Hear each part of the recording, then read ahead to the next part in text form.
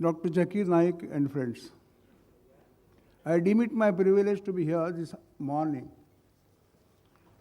to hear this talk by Dr. Zakir Naik, the president of the Islamic Research Foundation, and I was really impressed by it. I am a Hindu, but don't go to the temples. Neither introduce religion in my politics. I belong to the Congress. Here, those who came to hear Dr. Zakir Naik should have seen and realized that he is a person who has to do with Islam religion, and he will speak only on Islam religion. And I feel it very unhappy that some of the people who introduce religion in politics tried to obstruct his speech by asking inconvenient questions. May I ask them a question? Have they read Vedas? Have they read Upanishads? Have you read any of the religious scripts? Or because it is convenient to be a Hindu to come in power, they want to canvass religion? My submission is, most respectful submission is, here I came to hear a Muslim scholar on the topic what his religion wants to convey. Whether I accept or I don't accept is another thing. But I will tell you that the Hindu religion is there for thousands of years, and Islam religion has come 1400 years back. It is a religion which has come up after seeing the torture done by other religions on the people of the world, and therefore that is a religion which is more socialistic and has given more the method also how to implement. I remember in 1978 when I contested from Thana, from this beauty, I met my friend Isaac Narvel, advocate, and he gave me the translation of Quran in English, which I had gone through before I contested election. I still remember to have read The Contribution of the Muslim in the Freedom Movement of India, a book written by author, and I am to tell my friends here who are talking about the religion and Hinduism, that it was the Wahhabis who first stood against the British in 1833. It is not the Hindu that collected together to fight the Battle of Independence, but it was the Muslim who fought the Battle of Independence. It is unfortunate that both of us don't go together. It is unfortunate for this country but it is really equally unfortunate that some persons want to canvass it and make it a point in politics to introduce religion. I am really impressed by the speech. I have learned a lot.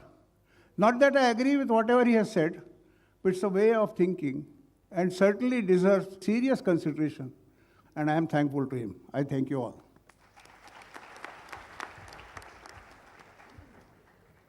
May I now request respected advocate K.R. Hingorani to present his presidential address.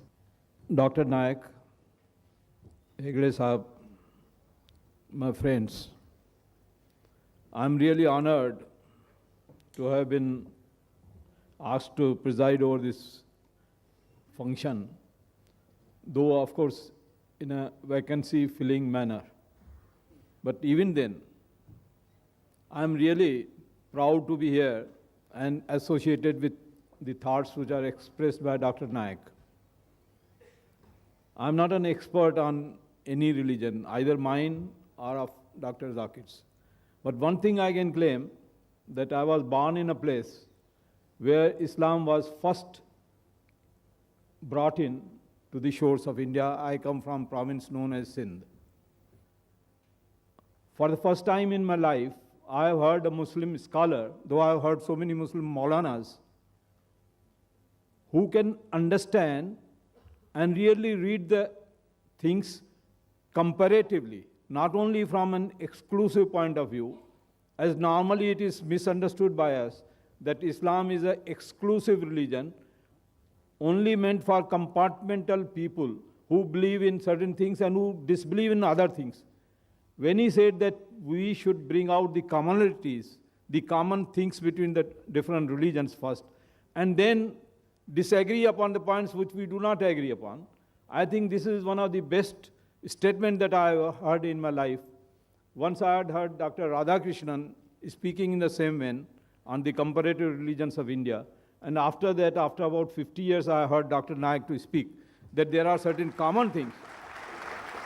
And really there are certain common things, because when he spoke about the taqwa, it's an Arabic word, I think that is the pronunciations, and he said it is God consciousness, I was reminded of my own Shivaism, Kashmiri Shivaism, which also talks about the God consciousness as being the fundamental force in life, that everything emanates from it.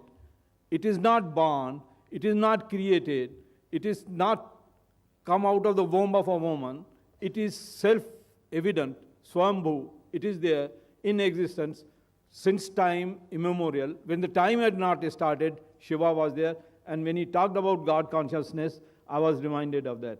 Hinduism as such is not restricted only to Vedanta. The four Vedas are also very difficult to understand. Of course, he has studied them. I bow before his scholarliness, and I feel that what he says is correct. And I quite agree with him that Hindu word is a geographical connotation, and I'm proud to say that it came into existence because of the Sindh. When the foreigners came to India, they tried to cross the Indus River, especially Sikandar. And he said that it is Sindhu. It was told to him that the name of this river is Sindhu. And being an Iranian or a Unani, he could not pronounce Sindhu. He said it is Hindu. Hafta Hindu, they call 7 rivers as Hafta Hindu, 7 rivers.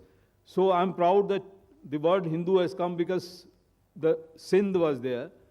And really in India, we need this type of thing, because much misconception has gone there that Muslims are terrorists. Somebody asked a question. I mean, I think this is the most reprehensible statement that was ever made, that Muslims are terrorists.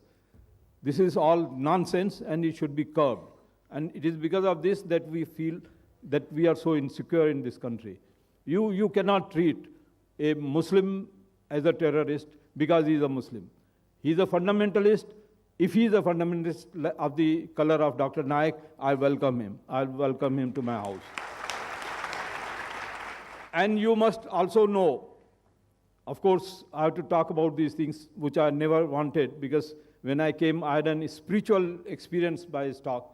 But then recently, 2-3 days back, there was a news in the paper that the front man for the person in Dubai is a Hindu.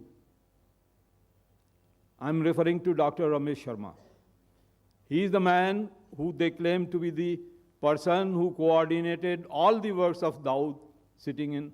Now, whom will you say? A Hindu is a terrorist or a Muslim is a terrorist? Therefore, please forget these things.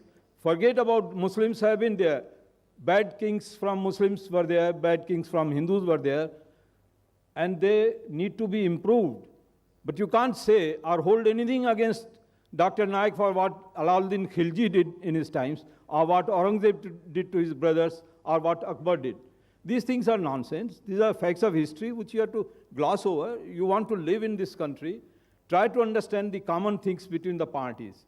Bring them out. I'll request Dr. Naik to go into Hindu congregations and try to make them understand what Islam stands for.